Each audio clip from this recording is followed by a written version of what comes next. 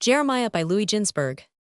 Though Zedekiah besmirched his career by perjury, he was nevertheless so good and just a king that for his sake God relinquished his purpose of returning the world to its original chaos, as a punishment for the evil doing of a wicked generation. 9. In this depraved time, it was first and foremost Jeremiah to whom was delegated the task of proclaiming the word of God. He was a descendant of Joshua and Rahab, and his father was the prophet 10 Hilkiah. He was born while his father was fleeing 11 from the persecution of Jezebel, the murderess of prophets. At his very birth, he showed signs that he was destined to play a great part. He was born circumcised 12, and scarcely had he left his mother's womb when he broke into wailing, and his voice was the voice not of a babe but of a youth. He cried, my bowels tremble, the walls of my heart they are disquieted, my limbs quake, destruction upon destruction I bring upon earth." In this strain he continued to moan and groan, complaining of the faithlessness of his mother, and when she expressed her amazement at the unseemly speech of her newborn son, Jeremiah said, "Not thee do I mean, my mother, not to thee doth my prophecy refer. I speak of Zion, and against Jerusalem are my words directed. She adorns her daughters, arrays them in purple, and puts golden crowns upon their heads. Robbers will come and strip them of their ornaments." As a lad he received the call to be a prophet, but he refused to obey, saying, "O Lord, I cannot go as a prophet to Israel, for when lived there a prophet whom Israel did not desire to kill? Moses and Aaron they sought to stone with stones. Elijah the Tishbite they mocked at because his hair was grown long, and they called after Elisha, Go up thou bald head. No, I cannot go to Israel, for I am still not but a lad." God replied, "I love youth, for it is innocent. When I carried Israel out of Egypt, I called him a lad, and when I think of Israel lovingly, I speak of him as a lad. Say not therefore, thou art only a lad, but thou shalt go on whatsoever errand I shall send thee." Now then, God continued, "Take the cup of wrath, and let the nations drink of it." Jeremiah put the question which land was to drink first from the cup of wrath, and the answer of God was, "First Jerusalem is to drink, the head of all earthly nations, and then the cities of Judah." When the prophet heard this, he began to curse the day of his birth. "I am like the high priest," he said, "who has to administer the water of bitterness to a woman who is held under the suspicion of adultery, and when he approaches the woman with the cup, lo, he beholds his own mother. And I, O Mother Zion, thought, when I was called to prophesy, that I was appointed to proclaim prosperity and salvation to thee, but now I see that my message forebodes the evil." Jeremiah's first appearance in public was during the reign of Josiah, when he announced to the people in the streets, "If you will give up your wicked doings, God will raise you above all nations. If not, he will deliver his house into the hands of the enemies, and they will deal with it as seemeth best to them." The prophets contemporary with Jeremiah in his early years were Zechariah and Huldah. The province of the latter was among women, while Zechariah was active in the synagogue. 13 later, under Jehoiakim, Jeremiah was supported by the prophets of his relative Uriah of Kiriath-Jearim, a friend of the prophet Isaiah. 14. But Uriah was put to death by the ungodly king, the same who had the first chapter of Lamentations burnt after obliterating the name of God wherever it occurs in the whole book. But Jeremiah added 4 chapters. 15. The prophet fell upon evil times under Zedekiah. He had both the people and the court against him. Nor was that surprising in a day when not even the high priests in the temple bore the sign of the covenant upon their bodies. 16. Jeremiah had called forth general hostility by condemning the alliance with Egypt against Babylonia and favoring peace with Nebuchadnezzar. And this, though to all appearances the help of the Egyptians would prove of good effect for the Jews. The hosts of Pharaoh Necho had actually set forth from Egypt to join the Jews against Babylon. But when they were on the high seas, God commanded the waters to cover themselves with corpses. Astonished, the Egyptians asked each other, "Whence the dead bodies?" Presently the answer occurred to them. They were the bodies of their ancestors drowned in the Red Sea on account of the Jews, who had shaken off Egyptian rule.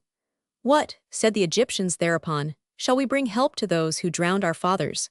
So they returned to their own country, justifying the warning of Jeremiah that no dependence could be put upon Egyptian promises. 17. A little while after this occurrence, when Jeremiah wanted to leave Jerusalem to go to Anathoth and partake of his priestly portion there, the watchman at the gate accused him of desiring to desert to the enemy.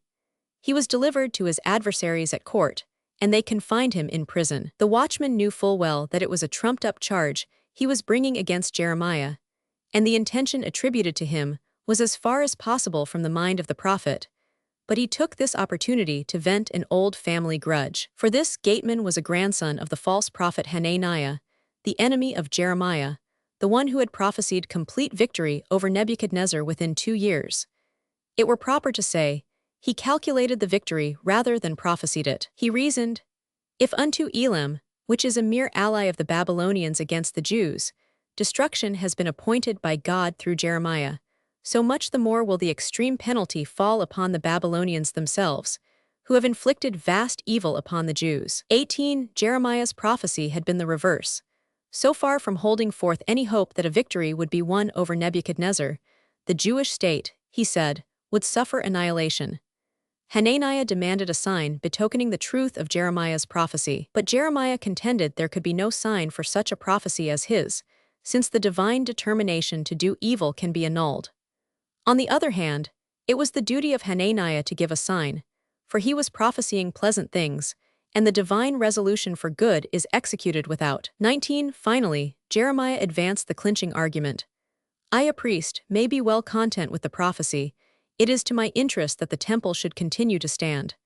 As for thee, thou art a Gibeonite, thou wilt have to do a slave's service in it so long as there is a temple. But instead of troubling thy mind with the future in store for others, thou shouldst rather have thought of thine own future, for this very year thou wilt die. Hananiah, in very truth, died on the last day of the year set as his term of life.